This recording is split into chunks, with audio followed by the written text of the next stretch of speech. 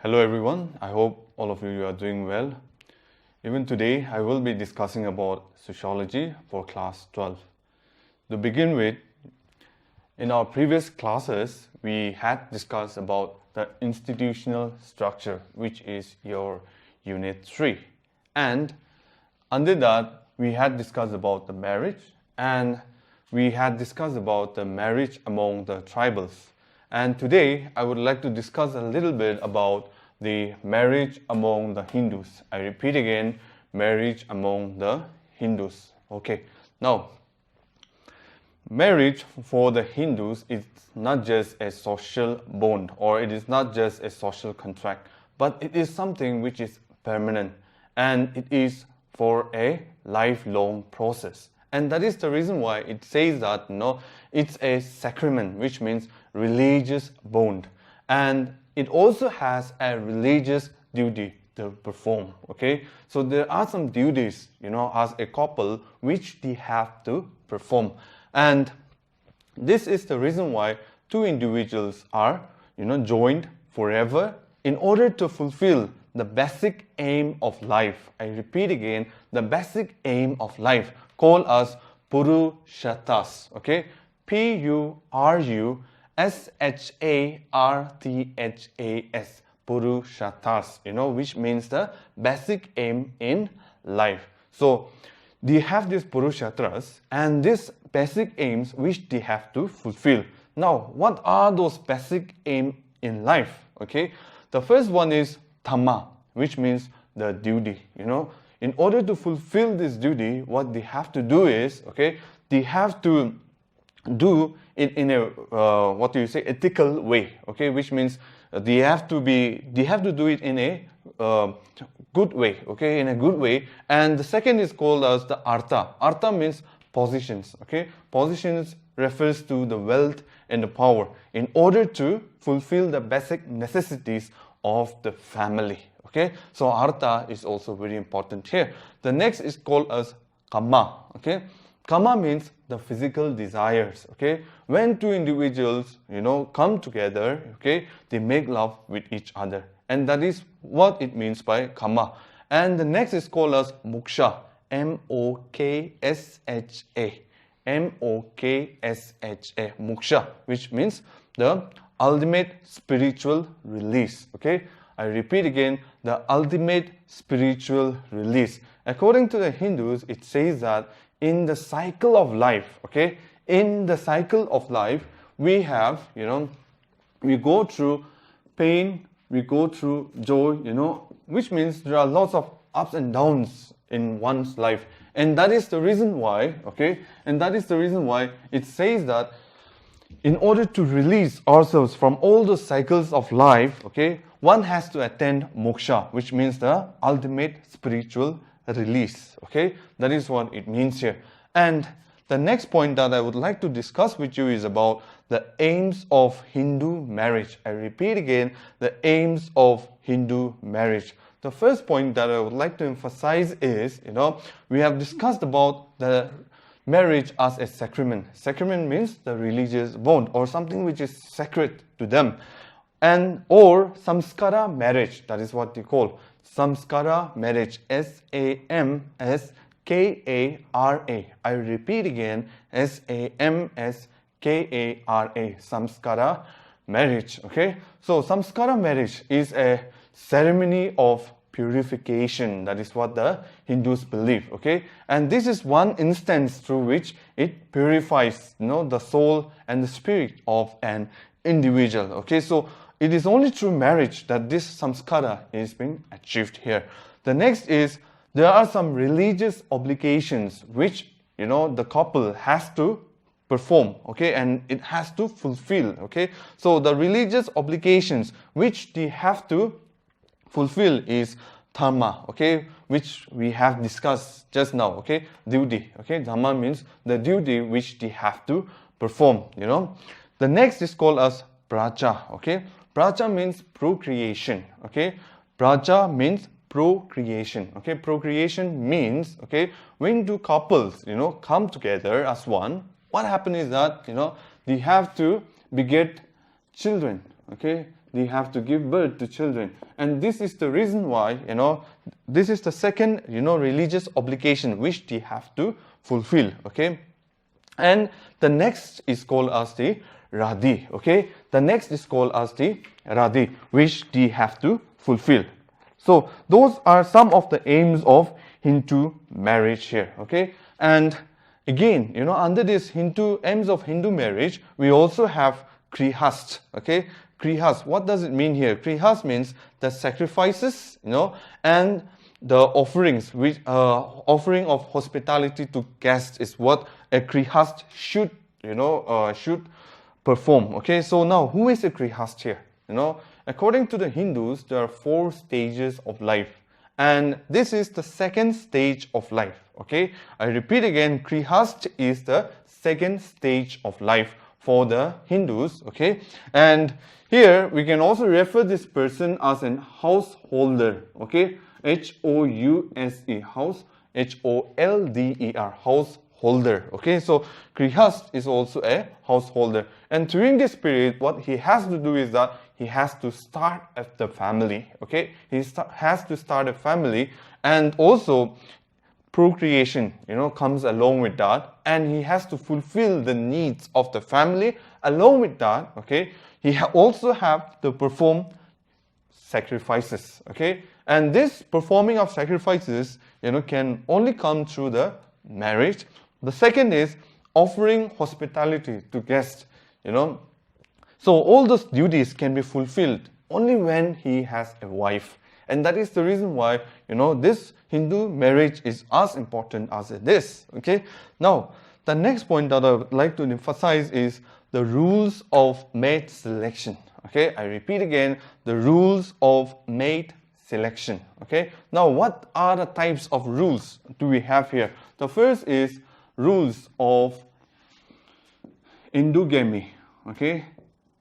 The rules of endogamy, E-N-D-O-G-A-M-Y, the rules of endogamy. Okay, here the rules of endogamy prescribes whom a Hindu can marry. I repeat again, it prescribes whom a Hindu can marry. Okay, endogamy simply means, okay, marriage within the group. Okay, marriage within the group. For example, among the Nagas, for example, if we have tribal endogamy, okay, I can only marry a person belonging to my same tribe. I cannot marry a person belonging to another tribe. And that is what it means here, okay? Endogamy, marriage within the same group, okay? Marriage within the same group. And here, among the Hindus, they follow caste endogamy, okay? I repeat again, they follow caste endogamy, which means a person should not marry outside their caste, or a person should not marry, another partner belonging to other caste. That is what it means here. Okay, so caste endogamy is what they follow here. The next is rules of exogamy. Okay, exogamy. So exogamy, what does it mean here? Okay, exogamy means marriage outside the group. Okay, outside the group. No, for example, if we have exogamy, among the tribals. Now what happens is, in Nagaland we have 16 tribes. Now I cannot marry a person belonging to my own tribe if we have tribal exogamy or tribe exogamy. If we have tribe exogamy, I cannot marry a person belonging to the same tribe. That is what it means here. So now what happens is that, okay, it has to be outside the tribe. Same thing. They also have Sabinda, okay, S-A-P-I-N-D-A, Sabinda and Sagutra, S-A-G-O-T-R-A,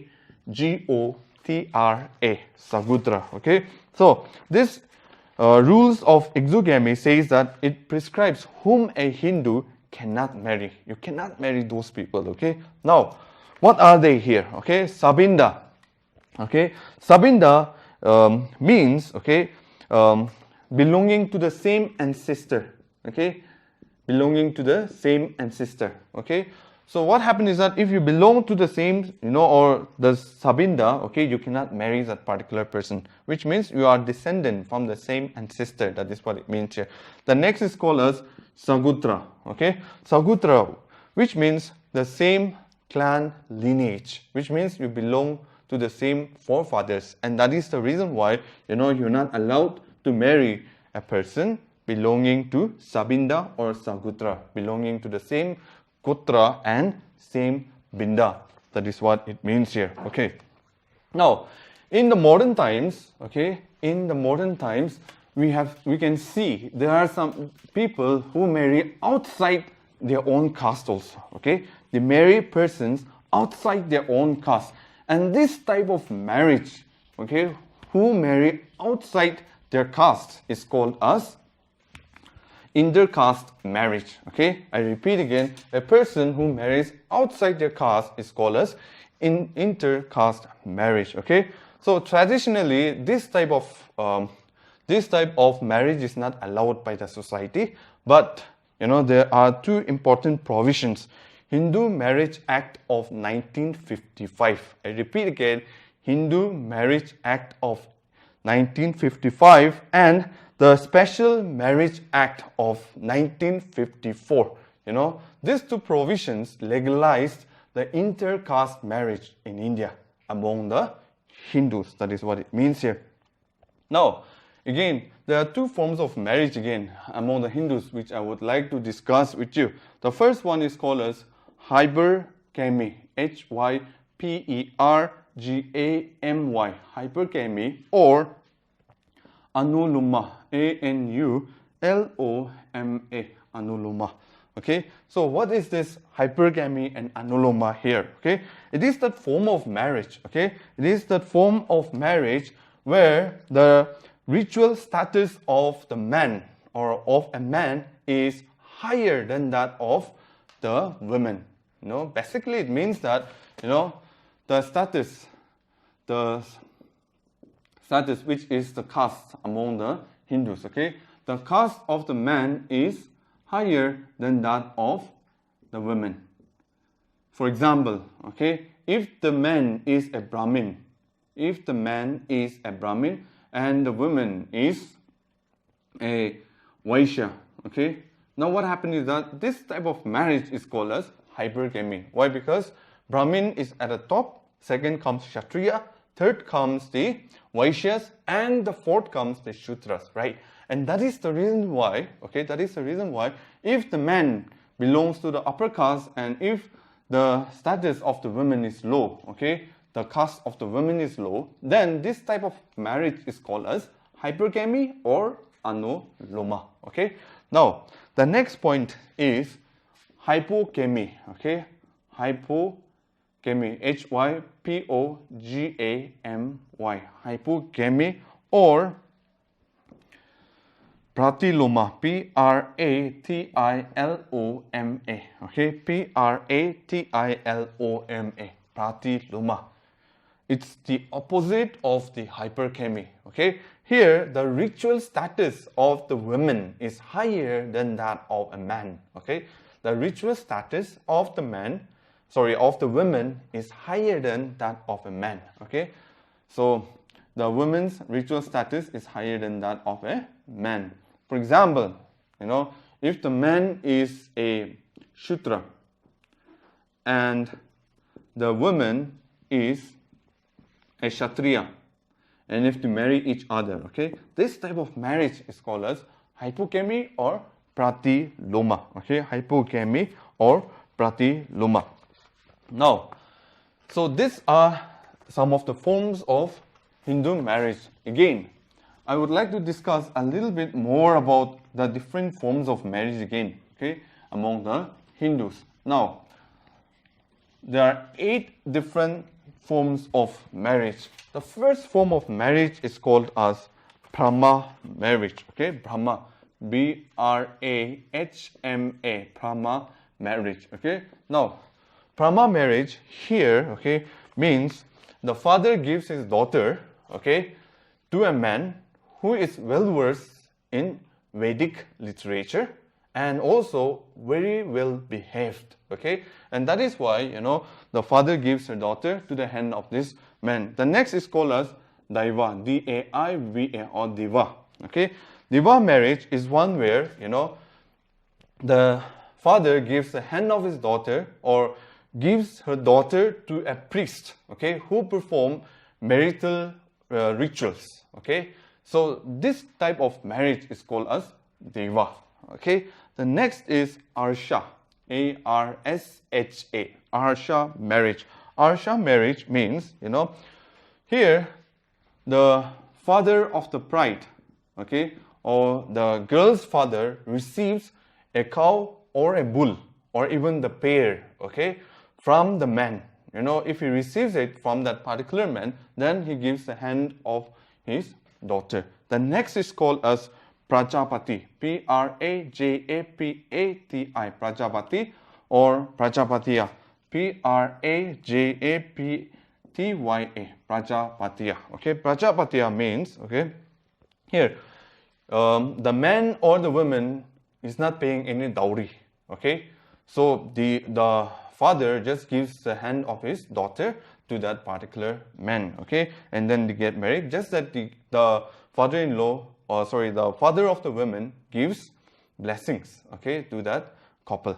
The next form of marriage is called as Kandharva, J-A-N-D-H-A-R-V-A. Kandharva is here the boy and the girl, falls in love, they get married, but they do not get the consent of the girl's father. Okay, they do not get the consent of the girl's father. The next is called as Asura marriage. Okay, Asura marriage here, it is like a marriage by purchase where the man pays a certain amount of money or even a kind. It can be buildings, cars, etc. Okay, and then he takes away that girl, okay, to be his wife. So this type of marriage by purchase is called as Asura, A-S-U-R-A. The next type of marriage is called as Rakshasa, R-A-K-S-H-A-S-A, Rakshasa, means forcible abduction. Once they defeat the other kingdom, okay, their relatives and everything, they will take away the girl and that particular man will keep her as her wife. So that kind of marriage by capture is called as Rakshasa. And the last one is called as Paisacha, okay, P-A-I-S-C-H-A-C-H-A, okay. I repeat again, P-A-I-S-C-H-A-S-H-A-C-H-A. Now, this type of marriage is done when the girl is intoxicated, okay, or she is unconscious. When she is sleeping, the man will go and take her, and then he will marry that woman and keep her as his wife. So this type of marriage, okay, it can also be called as marriage by cheating or deception. Okay, so the first four forms of marriage is accepted by the society, and that is the reason why it is also called as K-A-N-Y-A-D-A-N-A, Kanyadan. Okay, K-A-N-Y-A-D-A-N-A, which means the acceptable form of marriage, and this other form are not acceptable by the society. Okay, so with this, I would like to conclude the classes for today, and I would request all of you to stay safe. Thank you so much.